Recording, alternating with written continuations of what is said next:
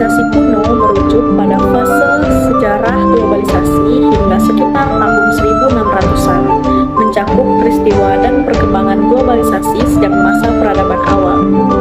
Istilah ini mencakup hubungan antar masyarakat dan negara yang dibentuk oleh persebaran ide dan norma sosial secara lokal dan regional. Tiga penyebab pemicu globalisasi kuno melibatkan pemikiran timur, jarak, dan saling ketergantungan.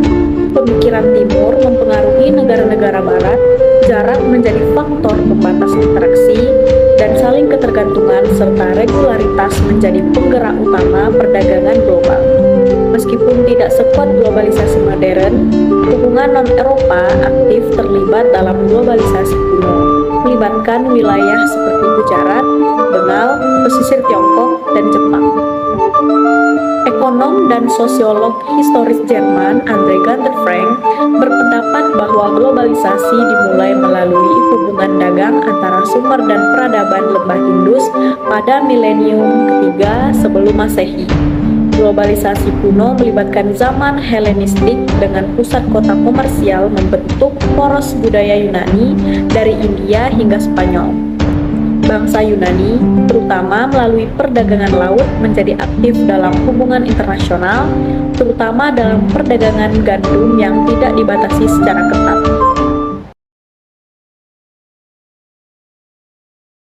Baiklah, kita masuk pada globalisasi modern awal, atau yang disebut sebagai proto-globalisasi. Merujuk pada periode sejarah antara tahun 1600 hingga 1800, konsep ini pertama kali diperkenalkan oleh sejarawan A.J. Hopkins dan Christopher Bailey, menggambarkan peningkatan hubungan dagang dan pertukaran budaya sebelum munculnya globalisasi modern pada akhir abad ke-19. Pada fase ini, imperium maritim Eropa, terutama Portugal, Spanyol, Belanda, dan Britania, menjadi ciri khasnya. Imperium pertama yang muncul adalah Portugal dan Spanyol pada abad ke-16, diikuti oleh Belanda dan Britania.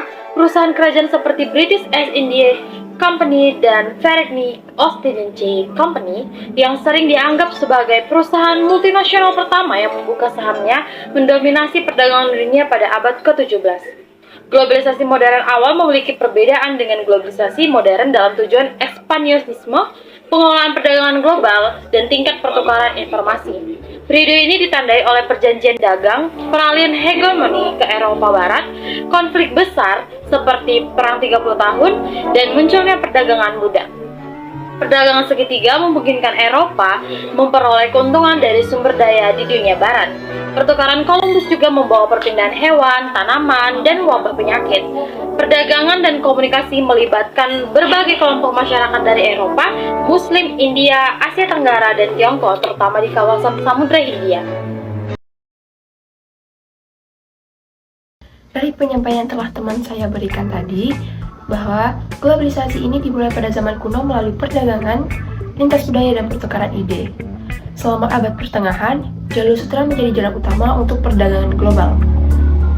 Di era penjelajahan, kolonialisasi memperluas pengaruh Eropa ke seluruh dunia. Revolusi industri ini mempercepat globalisasi dengan pertumbuhan ekonomi dan konektivitas baru. Setelah adanya Perang Dunia Kedua, Konferensi Bretton Woods membentuk kerangka kerja untuk kebijakan moneter dan perdagangan internasional. GATT dan kemudian WTO dibentuk untuk mengelola sistem perdagangan. Meskipun pertumbuhan ekspor meningkat, negosiasi Doha tetap gagal dan beberapa negara beralih ke perjanjian perdagangan yang lebih kecil. Sedangkan di abad 1970-an, penerbangan dan komunikasi menjadi lebih terjangkau, mendorong mobilitas internasional. Pertumbuhan ekonomi terjadi setelah kebijakan neoliberal dan reformasi ekonomi di Tiongkok. Di abad ke-20 menandai tahap baru dengan ledakan teknologi, transportasi udara, dan telekomunikasi. Globalisasi semakin meluas dengan terciptanya pasar global dan organisasi internasional. Digitalisasi di era modern ini membuka pintu bagi konektivitas tanpa batas, mempercepat aliran informasi, dan membentuk komunitas global yang lebih erat. Namun, tentu saja perlu diakui bahwa globalisasi juga menciptakan ketidaksetaraan ekonomi dan ketegangan sosial. Tantangan ini melibatkan penyimbangan antara manfaat globalisasi dan keberlanjutan. Dengan demikian, dari globalisasi kuno hingga modern ini, perkembangan ini menciptakan landscape global yang kompleks dengan dampak yang perlu dielaborasi dan diatasi secara bijaksana. Selanjutnya, globalisasi menurut para ahli. Yang pertama, Malcolm Waters. Dikutip dari buku Informasi dalam Konteks Sosial tahun 2020 oleh Ronnie Rodin, definisi globalisasi menurut Malcolm Waters yaitu proses sosial yang berakibat pada pembatasan geografis dalam keadaan sosial budaya menjadi kurang penting, terjemah dalam kesadaran manusia. Yang kedua, L. Friedman. Menurutnya, globalisasi memiliki dimensi ideologi dan teknologi. Dimensi ideologi mencakup kapitalisme serta pasar bebas, sementara dimensi teknologi meliputi teknologi informasi yang telah menyatukan dunia. Yang ketiga, Princeton and Lyman. Princeton mendefinisikan globalisasi sebagai pertumbuhan yang sangat cepat dan saling ketergantungan antar berbagai negara di dunia dalam hal perdagangan serta keuangan. Artian globalisasi secara umum.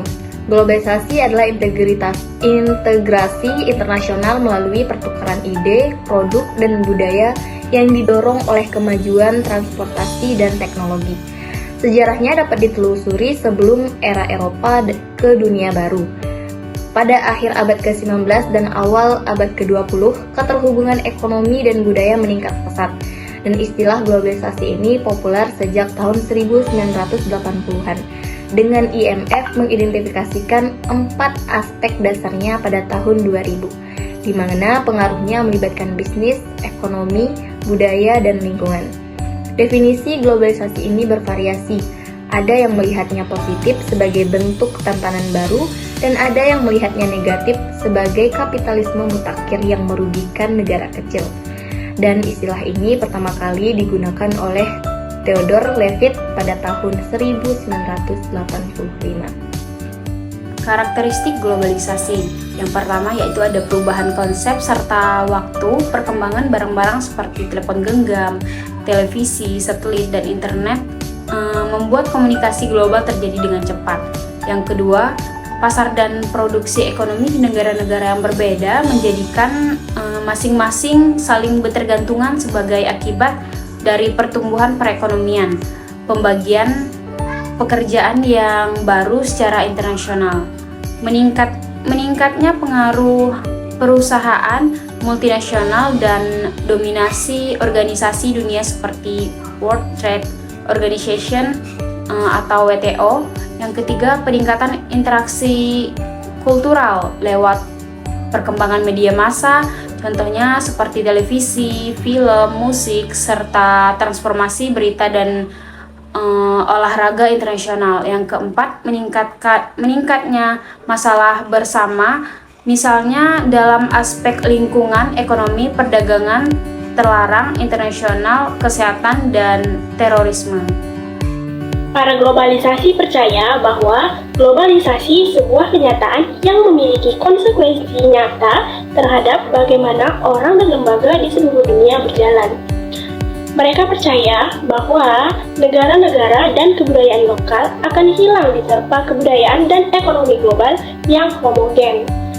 Meskipun demikian, para globalisasi tidak memiliki pendapat yang sama mengenai konsekuensi terhadap proses tersebut. Nah, para globalisasi positif dan optimis menanggapi dengan baik perkembangan semacam itu dan menyatakan bahwa globalisasi akan menghasilkan masyarakat dunia yang toleran dan bertanggung jawab.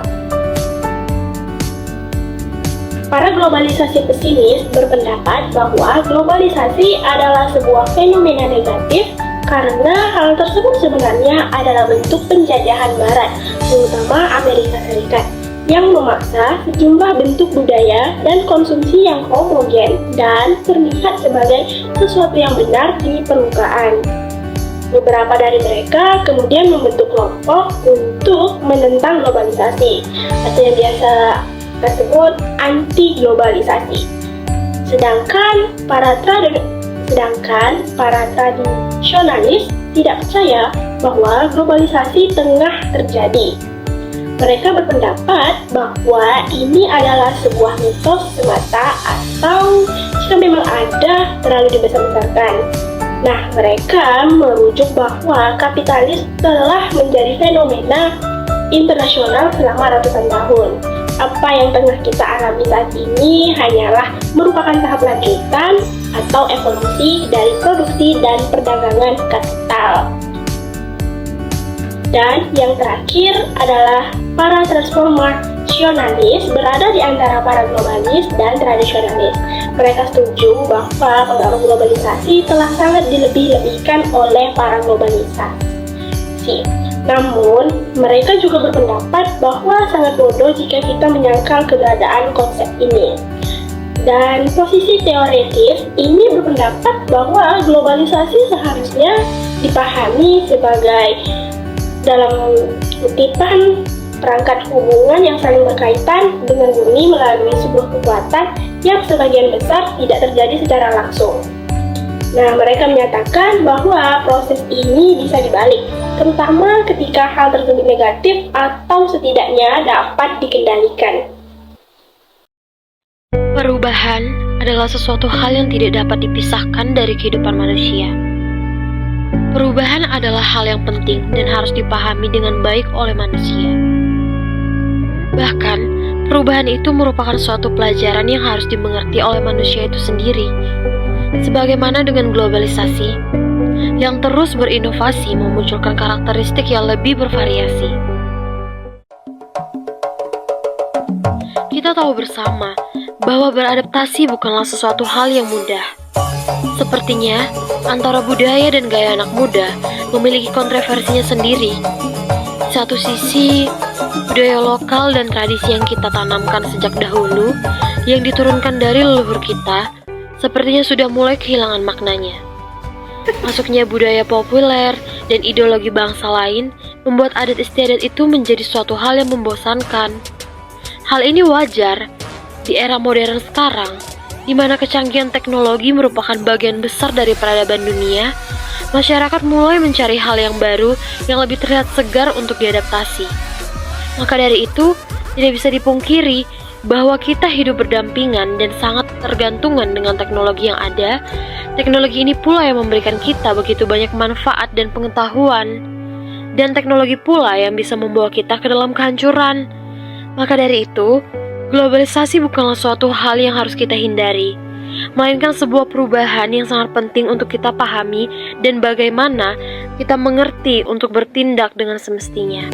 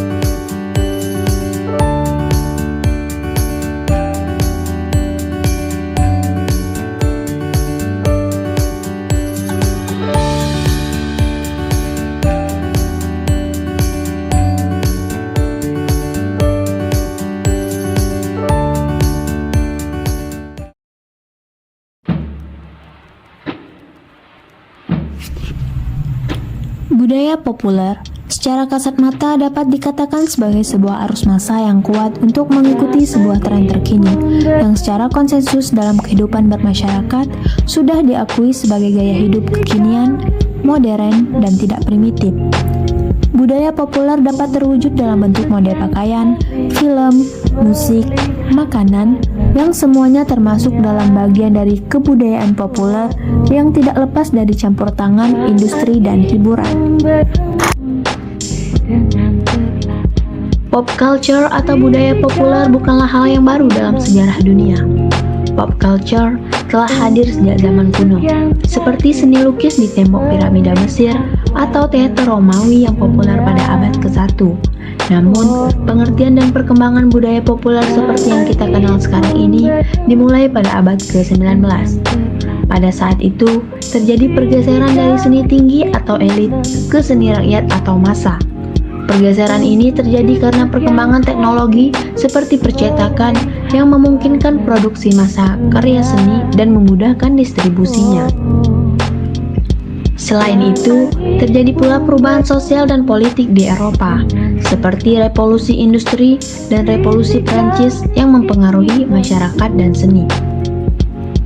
Budaya populer, juga dikenal sebagai budaya pop atau kultur pop, adalah totalitas ide, perspektif, perilaku, meme, citra, dan fenomena lainnya yang dipilih oleh konsensus informal di dalam arus utama sebuah budaya, khususnya oleh budaya barat. Dengan pengaruh besar dari media massa, kumpulan ide ini menembus kehidupan masyarakat. Budaya populer awalnya berkembang di Eropa dan lebih banyak diasumsikan dengan budaya yang melekat dengan kelas sosial bawah yang membedakan dengan budaya tinggi dari kelas yang elit. Budaya populer juga seringkali didekatkan dengan istilah mass culture atau budaya massa yang diproduksi secara massal dan dikonsumsi secara massal juga. Pop culture kemudian semakin berkembang pada abad ke-20, terutama setelah Perang Dunia Kedua. Pada masa ini, terjadi kemajuan teknologi yang pesat, seperti televisi, radio, dan rekaman musik. Kemajuan teknologi ini memungkinkan karya seni dan hiburan dapat diakses oleh masyarakat lebih luas.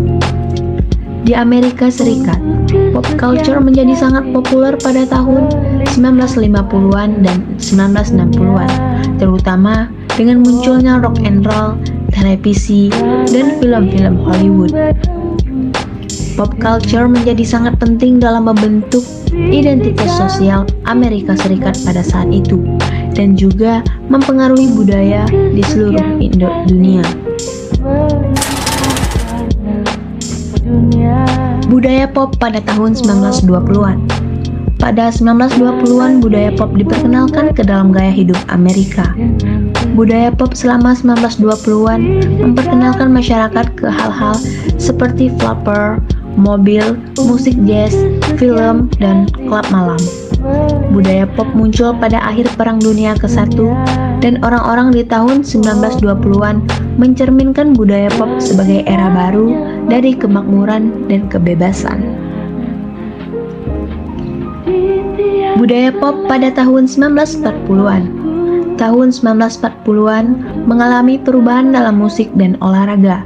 Namun, masyarakat menderita melalui depresi besar karena efek dari meletusnya Perang Dunia Kedua. Meskipun perkembangan fashion tidak terlalu maju dan teater yang kurang diminati karena masalah keuangan, musik masih sangat populer dan mengangkat semangat orang-orang pada era ini.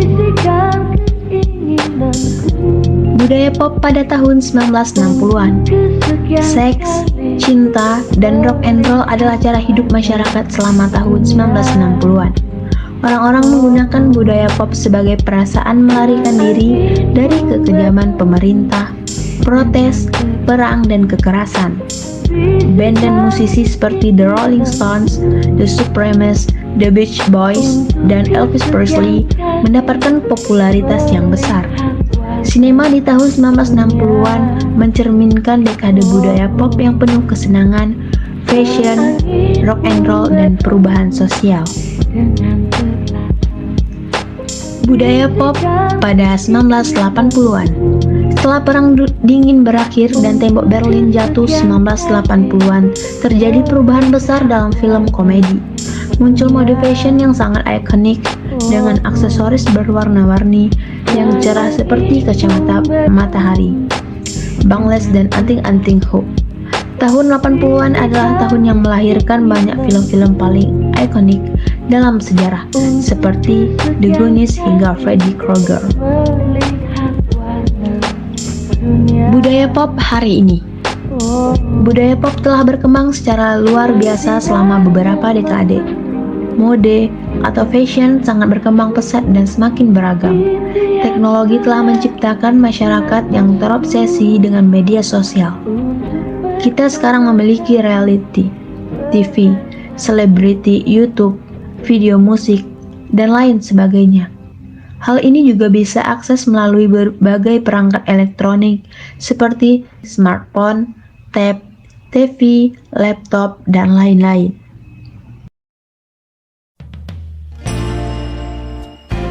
Budaya populer pertama kali masuk ke Indonesia sejak masa penjajahan Belanda. Pada saat itu, orang Indonesia terpengaruh oleh budaya barat seperti musik dan film. Seiring dengan perkembangan zaman, budaya populer semakin meresap ke dalam kehidupan masyarakat Indonesia melalui media massa, seperti televisi, film, dan musik. Pop culture semakin berkembang setelah Indonesia merdeka, terutama pada era 1980-an dan 1990-an. Dengan munculnya musik pop Indonesia dan tayangan televisi seperti sinetron, pengaruh budaya populer ini juga terlihat dalam gaya berpakaian, berperilaku, dan nilai yang diadopsi oleh masyarakat Indonesia. Sejarah masuknya budaya populer ke Indonesia juga dipengaruhi oleh berbagai faktor, termasuk pelarangan budaya seperti film, musik, dan teater yang dilakukan oleh penguasa pemerintah yang sedang berkuasa.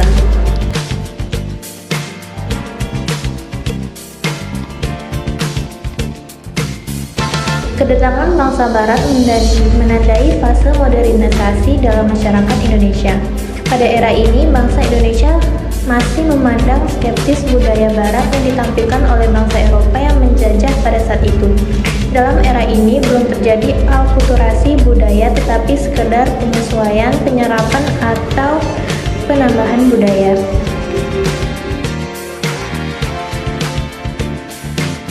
Seni musik Indonesia pada masa kemerdekaan merupakan bagian penting dari perjuangan untuk membangun identitas dan nasionalisme Indonesia yang kuat. Sebelum dan pada saat kemerdekaan, musik Indonesia telah mengalami perubahan dalam hal bentuk dan konten liriknya. Pada era ini, musik Indonesia mulai menciptakan lagu-lagu yang mengandung semangat perjuangan dan nasionalisme serta dipopulerkan oleh para pejuang kemerdekaan. Namun, setelah proklamasi kemerdekaan pada tahun 1945, musik Indonesia mulai berkembang dengan mengadopsi gaya musik barat seperti jazz dan pop.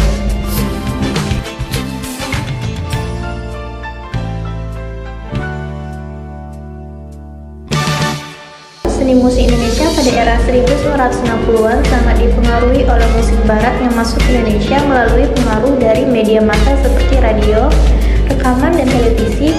Musik pop, rock, dan jazz mulai populer di kalangan anak muda pada masa itu. Pada saat itu muncul berbagai macam grup musik baru seperti Boys Plus, Dara Puspita, dan The Rollies yang semakin populer di kalangan masyarakat. Beda dengan fashion era 50-an, tahun 1960, perkembangan fashion mulai signifikan. Gaya berbusana tahun 60-an didominasi gaya berbusana dengan nuansa minimalis. Gaya busana minimalis ala anak muda dengan celana jeans dan kaos obong menjadi tren model yang cukup populer kala itu. Era 1970-an merupakan periode penting dalam perkembangan musik Indonesia. Pada masa itu, banyak musisi Indonesia yang terinspirasi oleh musik rock dan blues dari barat. Fashion di era 70-an dipengaruhi oleh tren musik yang sedang berkembang pada masa itu. Musik punk dan disco yang banyak digemari juga berpengaruh terhadap gaya berbusana masyarakat setempat. Perkembangan musik di era 1980-an terbilang dinamis dan banyak tren musik baru bermunculan. Salah satu warna musik pop yang muncul era itu adalah hadirnya musik pop mendayu-dayu atau disebut musik pop cengeng. Itu karena lirik lagu yang puitis dan menyayat hati. Namun era 1980-an juga diwarnai oleh musik pop kreatif yang lebih provokatif. Lirik lagu-lagunya menceritakan tentang rasa. Pada era 1980-an, musik Indonesia juga mulai diwarnai genre rock dan elektro yang akhirnya memunculkan tren musik disco. Sejumlah penyanyi hebat yang sukses mengukir sejarah dengan prestasi gemilang di era tersebut adalah Faris RM, God Bless, Club Project, dan yang lainnya. Pada tahun 1980, tren fashion mulai mengalami peningkatan. Pada masa itu, desainer pakaian juga mulai bermunculan. Gaya ala pekerja kantoran atau hippie style yang urban profesional cukup mendominasi gaya berbusana dengan style yang rapi dan minimalis menjadi tren pada tahun 1980-an.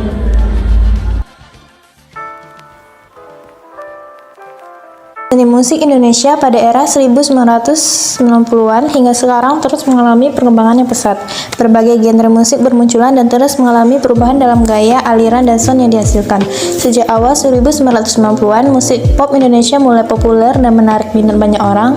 Salah satu genre musik yang berkembang pesat di Indonesia pada era ini adalah musik dangdut. Seiring dengan meningkatnya popularitas musik dangdut, banyak musisi dan penyanyi yang bermunculan. Tidak hanya musik dangdut, pada era 1990-an juga muncul genre musik baru seperti rock, alternatif rap, dan hip hop. Grup musik slang menjadi ikon dalam perkembangan musik rock alternatif pada era tersebut. Sementara itu, grup musik rap seperti Iwaka dan grup hip hop seperti Neo dan Black Brother juga mulai meraih popularitas.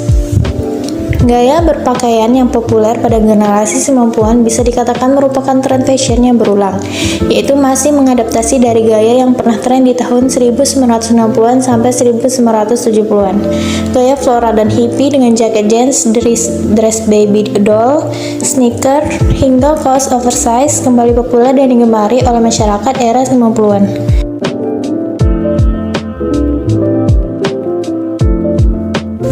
Di era 2000-an, genre musik di Indonesia jadi semakin beragam.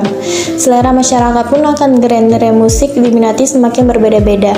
Awal tahun 2000-an, musik pop masih berjaya dan melahirkan banyak grup band pop, seperti Sheila on 7, Krispatih, dan Naif.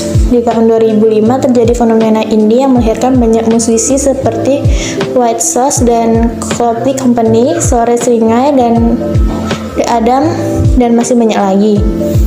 Di era ini, musik dangdut koplo juga semakin diminati oleh penikmat musik tanah air. Dia menjadi tawaran baru bagi penikmat musik dangdut di samping musik dangdut klasik yang sudah berkembang sejak tahun-tahun sebelumnya.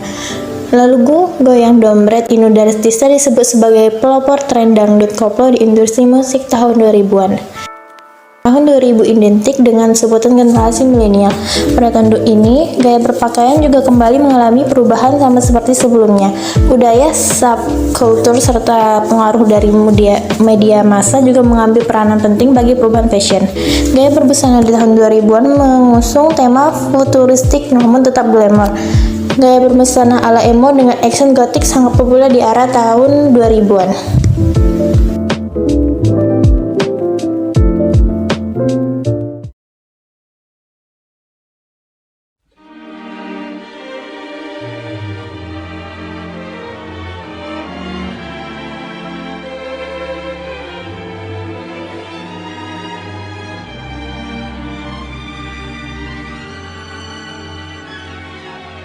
Masuknya budaya populer asing ke Indonesia memiliki dampak positif yang signifikan.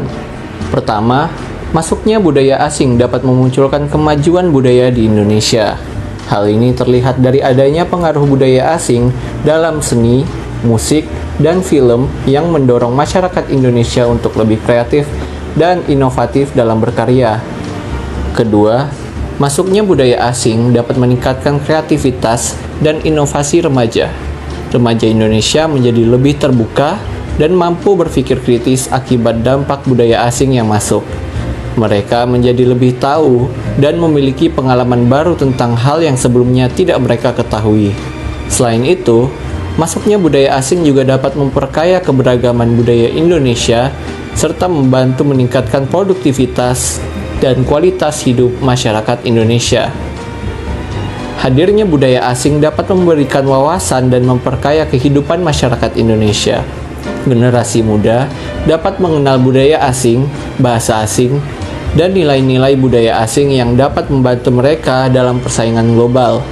Selain itu, masuknya budaya asing juga dapat membantu meningkatkan kemampuan bahasa asing, terutama bahasa Inggris, yang menjadi salah satu kunci utama dalam persaingan global. Oleh karenanya, masuknya budaya asing ke Indonesia dapat memberikan dampak positif yang signifikan bagi masyarakat Indonesia. Akan tetapi, budaya asing juga dapat berdampak negatif bagi bangsa Indonesia. Meskipun masuknya budaya asing membawa banyak dampak positif, ada juga dampak negatif yang perlu dipertimbangkan. Salah satunya adalah terancamnya kelestarian budaya lokal. Pengaruh budaya asing yang begitu kuat dapat menyebabkan hilangnya identitas budaya asli Indonesia. Hal ini terutama terlihat dalam generasi muda yang lebih terpapar kepada budaya asing melalui media sosial, film, musik, dan gaya hidup modern.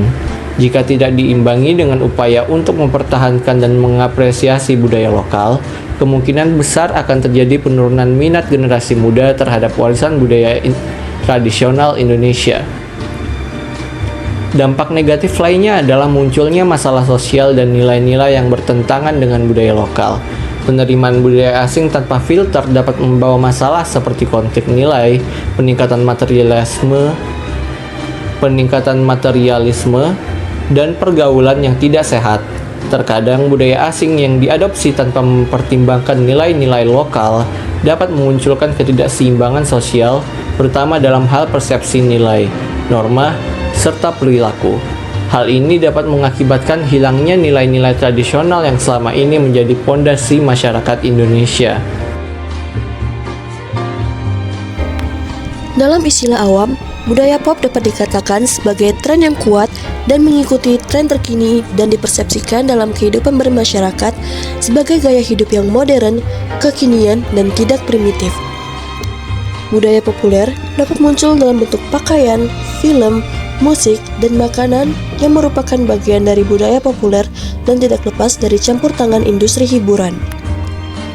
Budaya populer atau budaya massa merupakan kumpulan ide, sudut pandang, perilaku, gambar, dan fenomena lain yang dipilih melalui konsensus informal dalam arus utama budaya, khususnya budaya barat.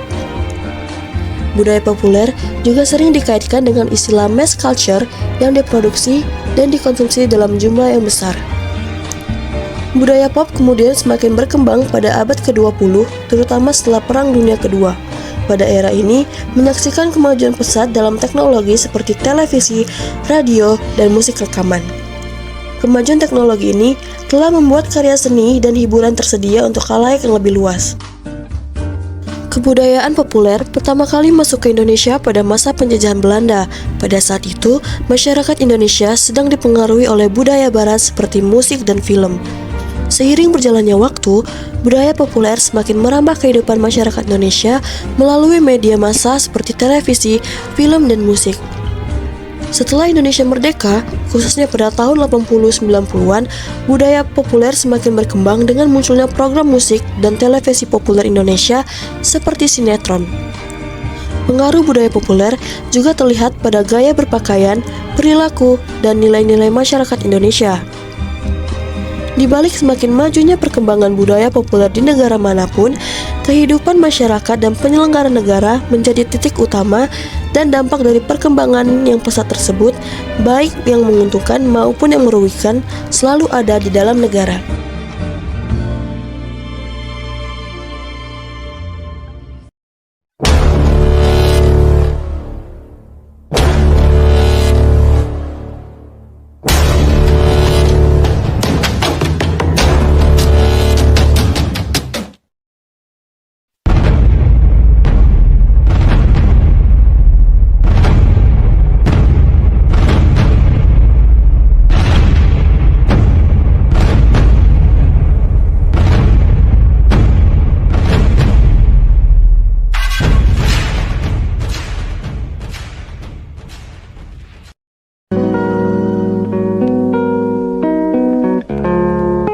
Percampuran nilai dan ideologi antar bangsa merupakan akibat dari perkembangan teknologi yang memungkinkan masyarakat di seluruh dunia dapat saling berkomunikasi satu sama lain dengan mudah.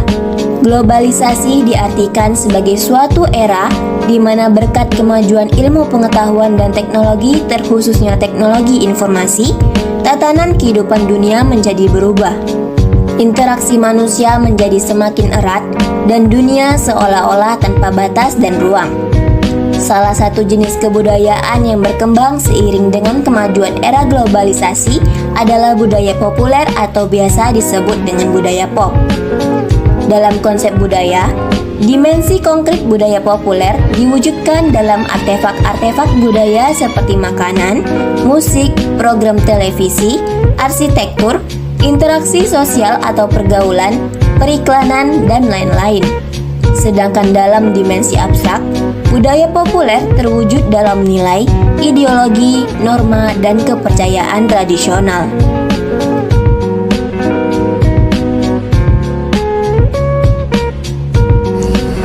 Budaya pop sangat digemari banyak orang. Dalam kehidupan sehari-hari, kita dapat dengan mudah mengamati contoh nyata dari budaya populer yang sebagian besar merupakan produk perusahaan korporasi komersial. Budaya nongkrong dan ngopi yang awalnya dipelopori oleh brand 7-Eleven dan Starbucks kini menyebar ke kedai-kedai kopi yang menawarkan kenikmatan hal serupa. Budaya makanan cepat saji yang dipelopori oleh brand McDonald's, Kentucky Fried Chicken, budaya musik populer seperti dangdut koplo, K-pop, dan lain-lain, serta budaya populer program televisi reality show seperti Indonesian Idol dan The Voice Indonesia yang menawarkan ketenaran secara instan. Budaya populer dalam bidang fashion juga dapat kita lihat dari gaya berpakaian generasi muda masa kini yang lebih cenderung menganut model pakaian masyarakat barat, Eropa dan Asia, khususnya Jepang dan Korea. Di sisi lain, dari sudut pandang abstrak, budaya populer dapat menumbuhkan sikap individu yang cenderung pragmatis, hedonis, dan konsumtif. Sebagai contoh, saat ini pemenuhan kebutuhan tidak lagi berdasarkan atas kebutuhan semata, tetapi sangat dipengaruhi oleh pertimbangan status. Beberapa kebiasaan yang dibawa dan diperkenalkan oleh budaya pop dinilai bertentangan dan tidak sesuai dengan nilai-nilai tradisional masyarakat Indonesia. Kebiasaan-kebiasaan tersebut dapat mempengaruhi cara individu mendefinisikan identitas dirinya, yang selanjutnya dapat berdampak pada identitas nasional bangsa.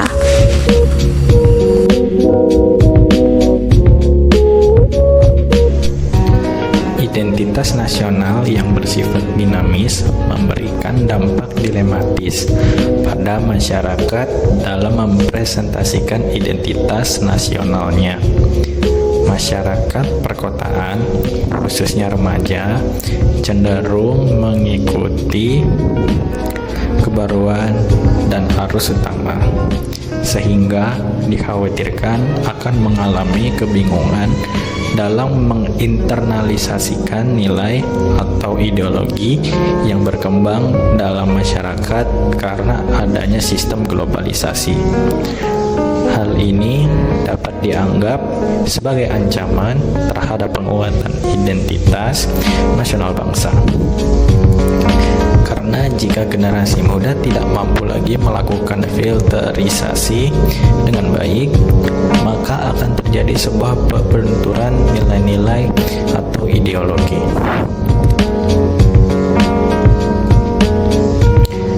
Nilai-nilai atau ideologi yang dibawa oleh arus global tidak seluruhnya dapat berbaur dan diadopsi dalam kehidupan masyarakat.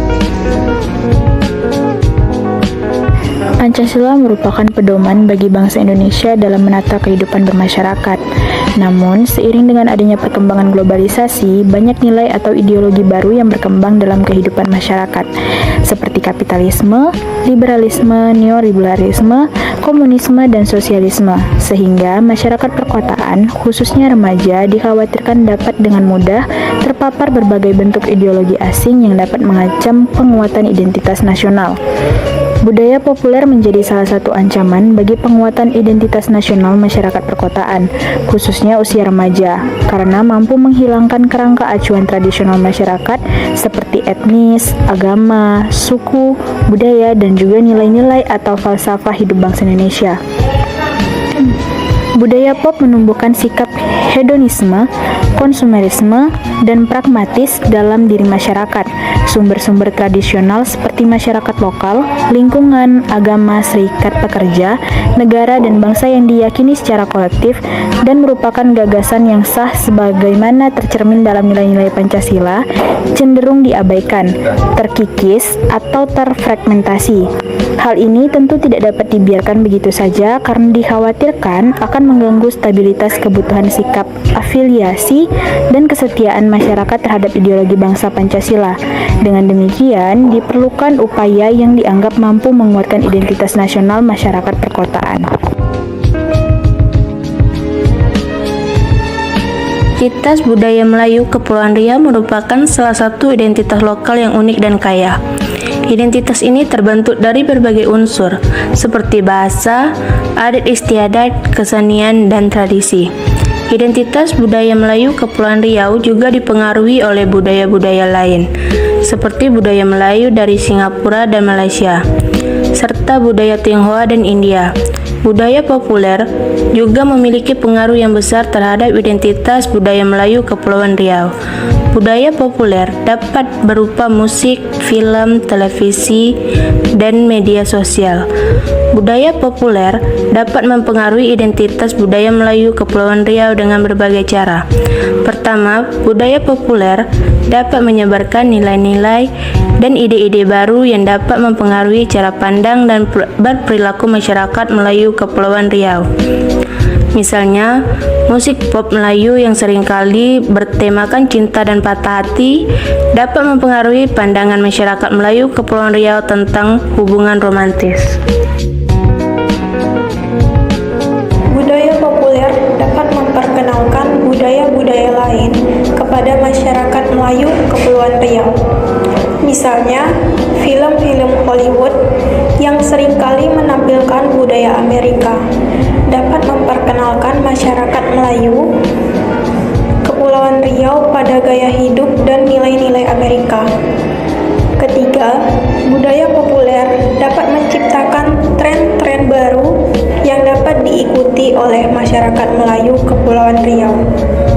Misalnya, tren fashion yang mungkin atau muncul di media sosial dapat diikuti oleh masyarakat Kepulauan Riau, sehingga mempengaruhi gaya berpakaian mereka. Dengan demikian, identitas budaya Melayu Kepulauan Riau terus berkembang dan berubah seiring dengan perkembangan zaman.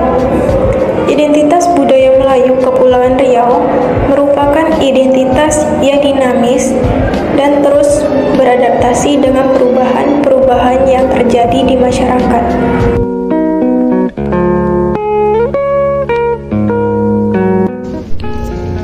Untuk kesimpulannya, identitas nasional menciptakan sebuah cerita bersama yang merangkum nilai-nilai, keberagaman, perjuangan, dan cita-cita suatu bangsa. Identitas nasional bukan hanya sekedar rekaman kronologis, melainkan konstruksi makna yang terus-menerus berkembang.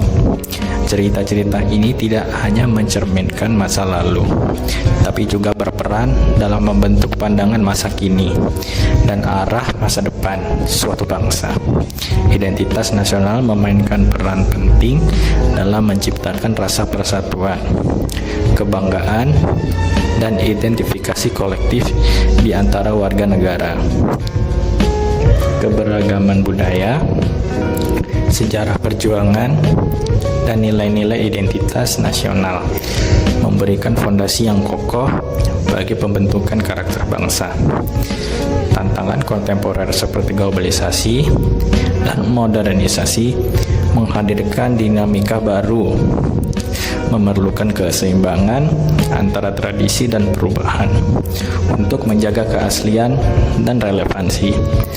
Pendidikan dan media memegang peran kunci dalam menyampaikan dan merawat identitas nasional. Dengan membangun cerita yang inklusif, mendukung nilai-nilai positif, dan merespon dinamika zaman.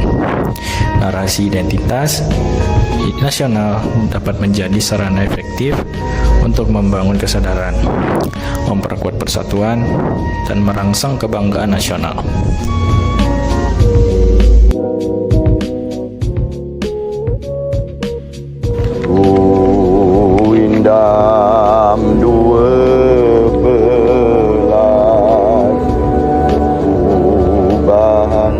Pagi tiba dengan gemerlap keemasan, seperti lukisan bergerak yang memanggil tiap insan. Lensa cinta menyaksikan keharmonisan yang nyata. Alam dan iman bersatu, seolah membawakan kabar bahwa sejauh apapun langkah, tetaplah kita akan kembali ke rumahnya. Selamat datang di Desa Wisata Pulau Penyengat, Kota Tanjung Pinang, Kepulauan Riau.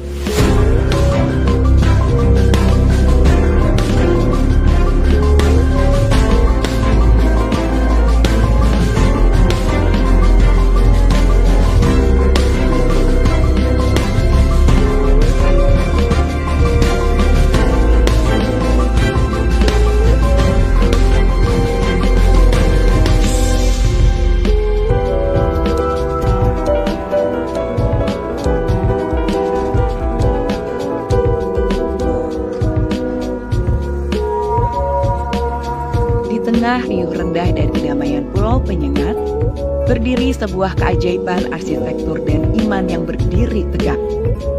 Masjid Raya Sultan Riau dibangun dengan cinta dan kebersamaan. Bangunan yang anggun ini menarik perhatian setiap pasang bola mata karena dari tiap sudutnya terpancar ketulusan dan keteduhan yang seakan menjadi jembatan menuju langit yang nyata. Dan memuji hendaklah fikir.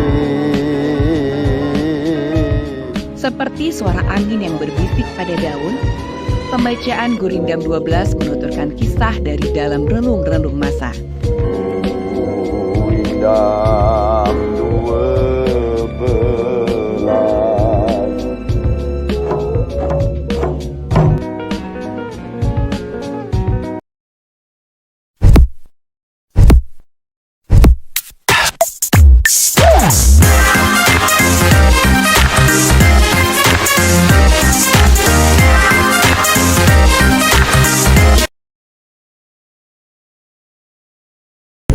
Pengaruh budaya global terhadap identitas lokal. Dan bagaimana cara kita buat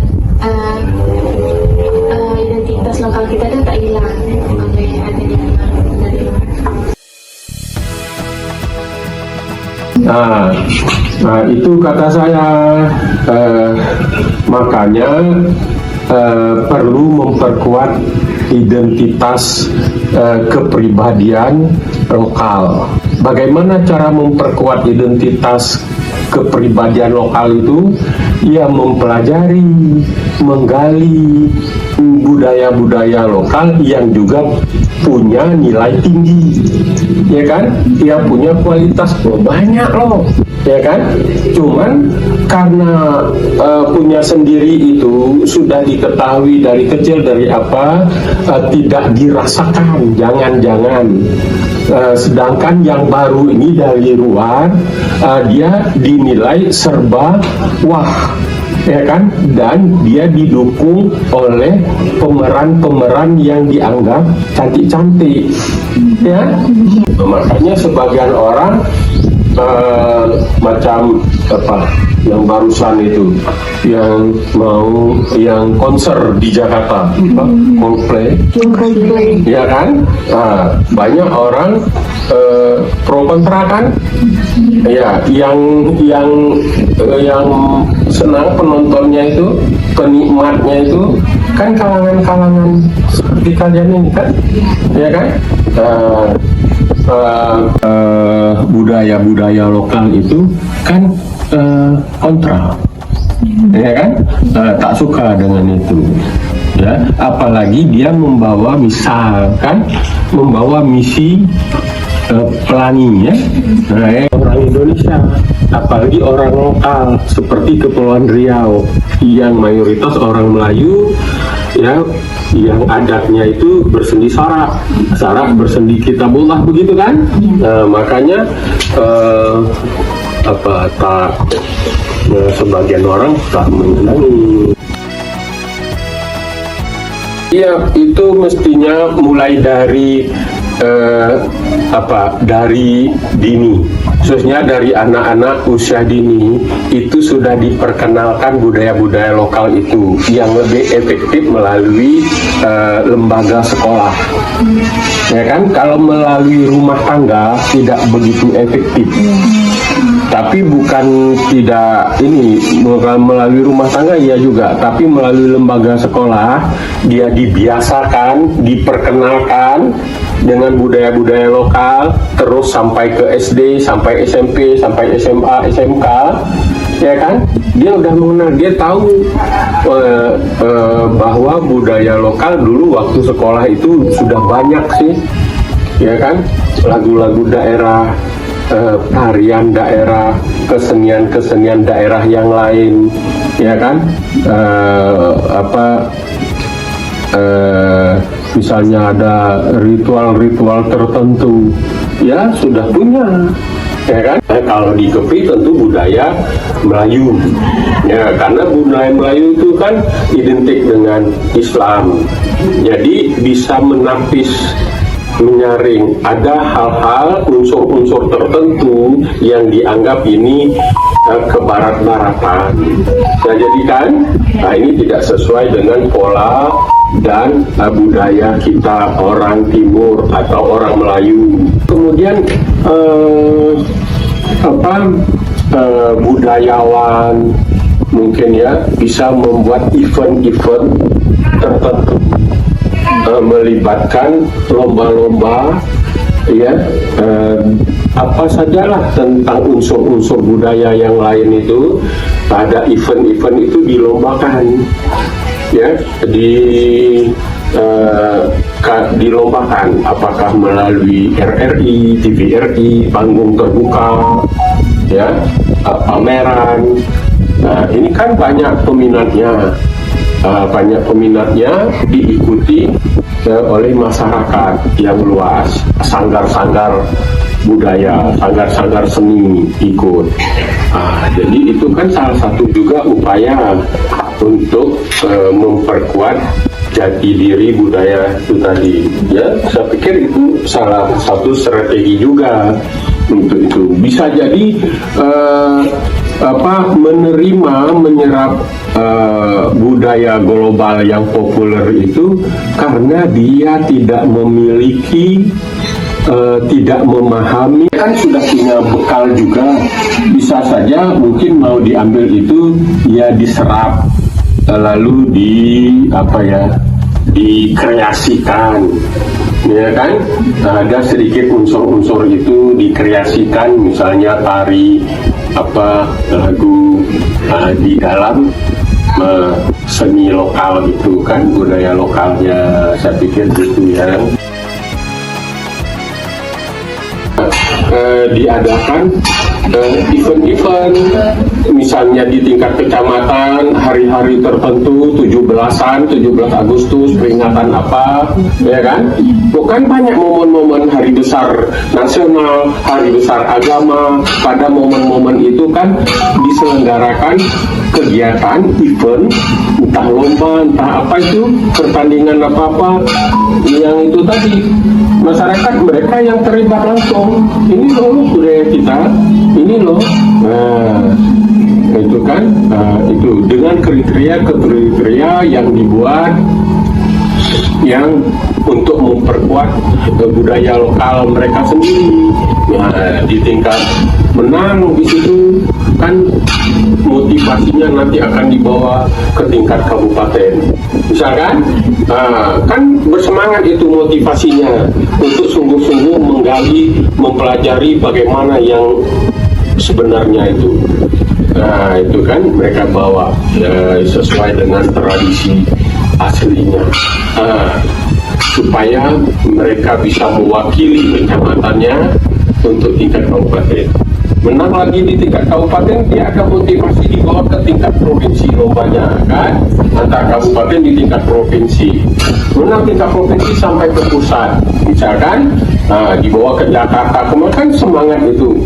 Sehingga kalau itu setiap tahun kan ini masyarakat elemen kelompok-kelompok masyarakat di desa-desa itu kan terlibat semua dalam mempelajari, memahami dan mengimplementasikan budaya mereka sendiri. Terserah mau peringatan Agustusan, Hari Pahlawan, ya Isra Mi'raj, Maulud Nabi, ya event-event itu dijadikan, momen itu dijadikan untuk buat penyelenggaraan event-event untuk penguatan budaya lokal itu. Banyak, Tanjung Pinang kan setiap tahun itu. Barusan kemarin dalam rangka ulang tahun Kota Tanjung Pinang di Tugu Sirih, itu dibuat semacam festival budaya. Kota Tanjung Pinang buat, Dinas Kebudayaan Provinsi buat, dilombakan macam-macam bidang lomba di situ untuk budaya.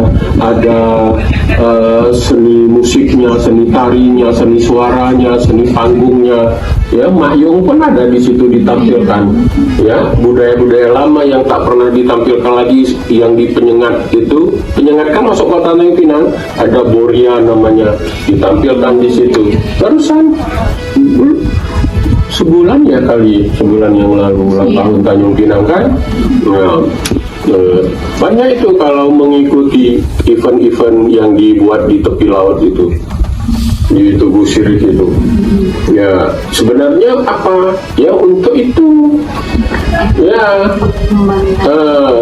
untuk melestarikan budaya-budaya, tradisi-tradisi lama itu supaya jangan musnah, jangan dilupakan oleh generasi-generasi yang sekarang mulai banyak menikmati suguhan budaya populer itu kan, supaya ini tidak terpengaruh sangatlah kepada budaya populer yang penyebarannya sangat meluas itu kan. Kalau di Kepri ini kan setiap kabupaten kota punya kegiatan itu. Provinsi setiap tahun buat event-event gitu. Pusat pun gitu juga. Ya melalui di Kementerian Kebudayaan, Kementerian Pendidikan dan Kebudayaan, Kementerian Pariwisata. Itu saja. Ya, bisa. Itu jangan ketinggalan tak banyak duitnya. Yang bisa kami tanyakan, terima kasih Bapak udah sudi meluangkan waktu Bapak di jam ini istirahat Bapak, diberikan lagi. Maaf ya Pak udah mengganggu Bapak. Terima kasih banyak Pak. Ya.